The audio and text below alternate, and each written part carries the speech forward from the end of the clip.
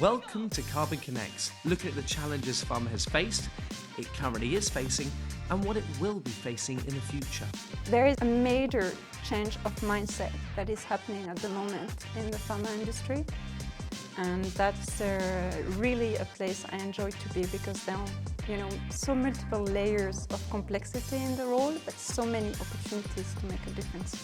Knowing each other, meeting each other, to inspire each other on activities that will make a difference. Welcome to this episode of Carbon Connects with me, Henry Regan. I'm here with Laetitia. Hello. Hello. Tell me a little bit about you and your role. Yes, so I'm Laetitia Duvold. I'm working in Global Medical Affairs, in heading Global Medical Affairs Excellence at Lundbeck. And that's a role, working towards addressing the patient and their customer needs in the pharma industry. And how long have you worked in medical affairs for?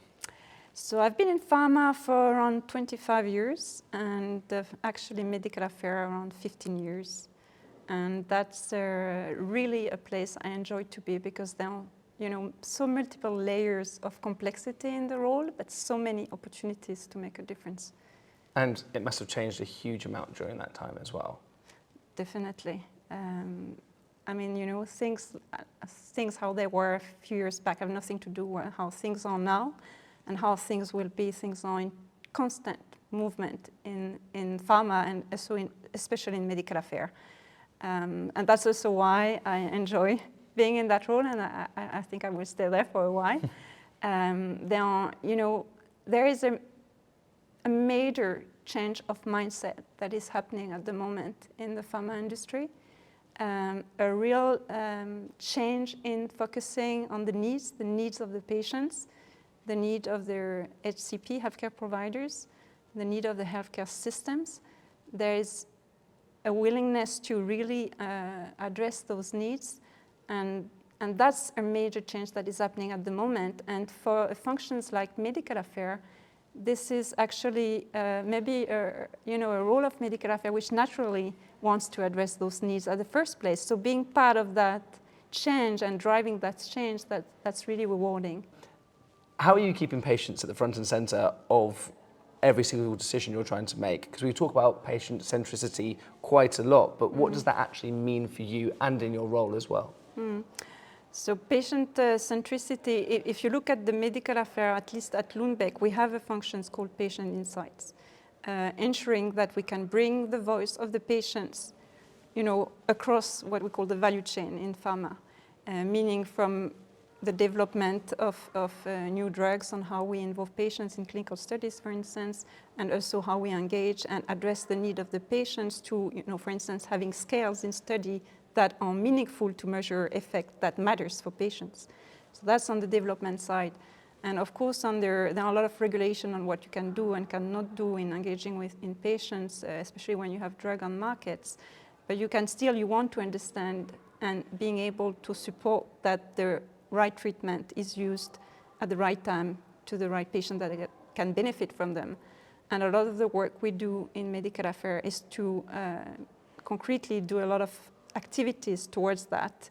And it's quite complex. That's also, again, what is very interesting about the role. And that's also go through, for instance, how we work with the physicians, for instance, supporting them to be able to support, for instance, decision-making, so that there's a shared decision-making process between a physician and a patient. So both are part of a decision which needs to be made on the treatment.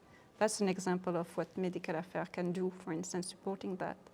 The other thing that we can concretely do is to, provide science translated so that patients can understand it, so there can be access to understanding data from the patient perspective.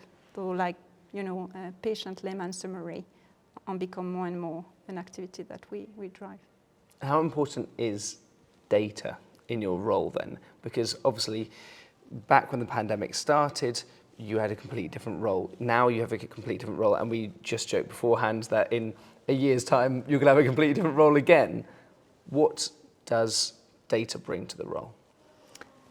Oh, so that's key, right? Data and the terms has become more complex because it's not only about the scientific data, but it's also about data analytics to better understand the patients and the customer. So this is also evolving in this, and the capabilities that we need to have in-house are also evolving. How are you looking to break the silos within your organization?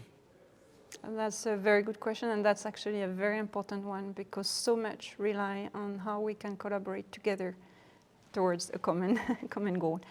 And I must say at Lundbeck, I think we did a great move 4 years ago. We had a change in the organization, and our medical affairs organization has been implementing an operating model that is we call GLOCAL.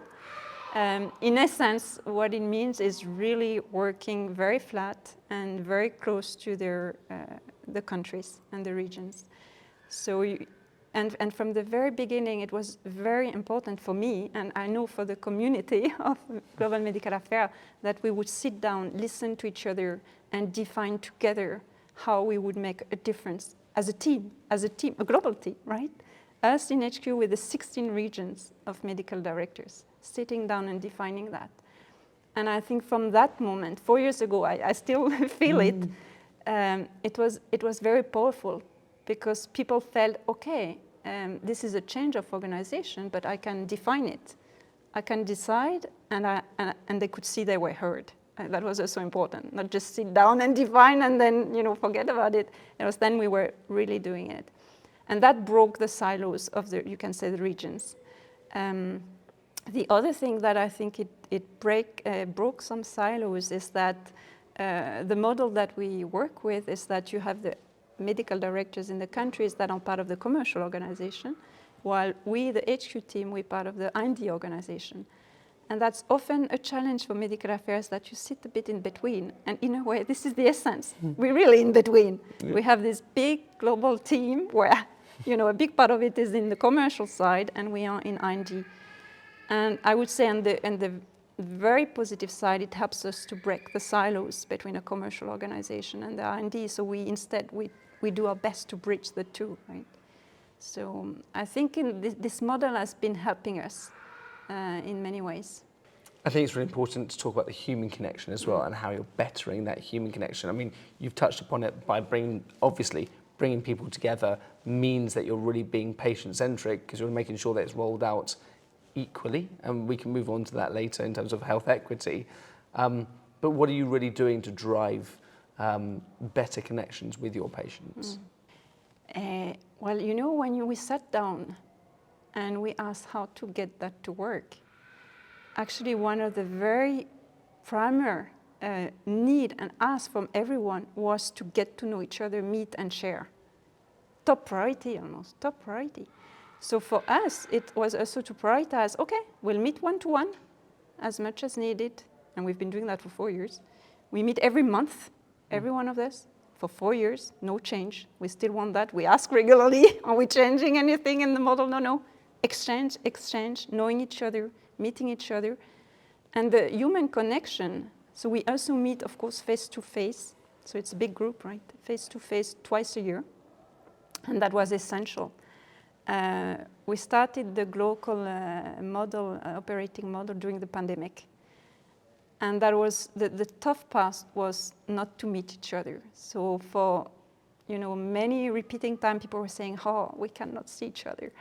So the first thing we did when we can, and we hold on to, because it's rediscussed regularly, should we continue meeting twice face-to-face? Because, there are restrictions for travel and etc.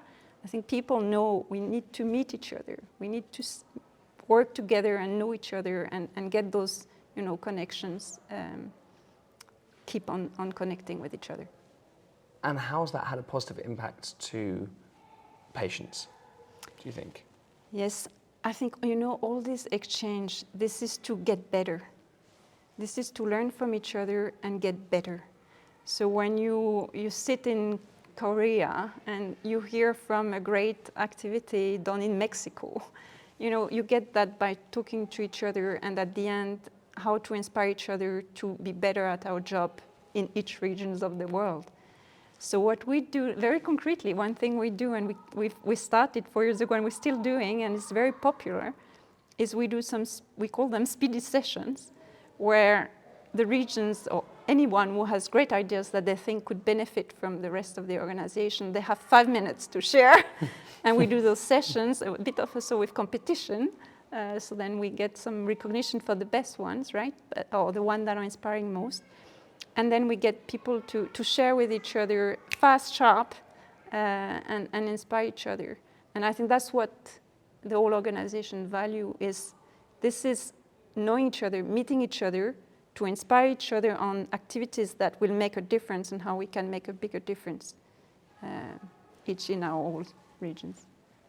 So we talk a lot about making a difference, and a big topic of discussion is health equity, and the idea that a lot of medicine is going to the 70% and the 30% is not being catered towards. How are you actively trying to make sure that you're looking at that 30% and saying, we see you? That I would say there is still some way to go for us. It's on our radar, of course, because that's a very important role, and so for us to do something. But I must say we are rethinking broadly DEI, diversity, equity, and inclusion. So for us, we have taken some. Actually, we're quite proud of that, even though we start, where we start, is to make a priority of this and think of very concrete actions that we take in. So we have a group with different activities, and for instance, one of them is to help the organization to be more systematic in ensuring diversity in our external activities, since we interact a lot with healthcare providers, so that we are diverse in our approach to advisory board or medical education. And this is something we want to be better at, and know we need to be better at. And it starts there.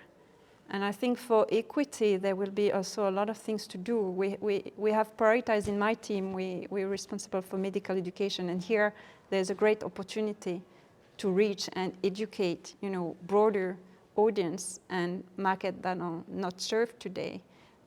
So that's something that we're not there today, but definitely something that I hope we will be able to deliver in the future. How do you ensure that we work together in the right direction, not only structurally, like you've been talking about, but also ethically as well? Yes, then I guess we're back to, of course, there are always, audits and where to train on compliance, because this is a big and important area that we are compliant, and we audit and make sure we are ethical in our interactions and trained appropriately. But I must say, all what I was describing before, the human interactions, that we know each other, then we know what brought us in the pharma industry and what is our mission, or what we want to help with and make a difference with. And at the end of the day, and there are a lot of, not only in medical affairs, but across the pharma organization, there are a lot of great, good people that have chosen this work for good reasons. How do you work with external agencies? Because obviously you need supporting as well, and obviously that's where they come in. They have a lot of a wider approach because they have the time and the resources. But how do you like to work with agencies, and where do you see them supporting you in your role and with your team as well? Well, that can be different capacities, right? Some on consultant basis, if you want someone to, come with this external view and challenge our internal biases, that's one thing. The second thing is to be able, for instance, to deliver on content generation, for instance, that there are possibilities to work with vendors that help us to generate that content at the pace that we need to generate it.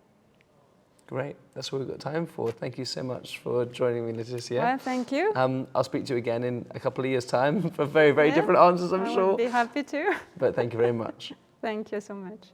3, 2, 1. I think we work really close with our agency. In our case, is to keep innovating. Everybody starts thinking, oh no, AI is going to replace us. It's not. They are going to support you and they are going to help you. think some of the big pharma will continue to stutter along, overcomplicate, try and build their own systems.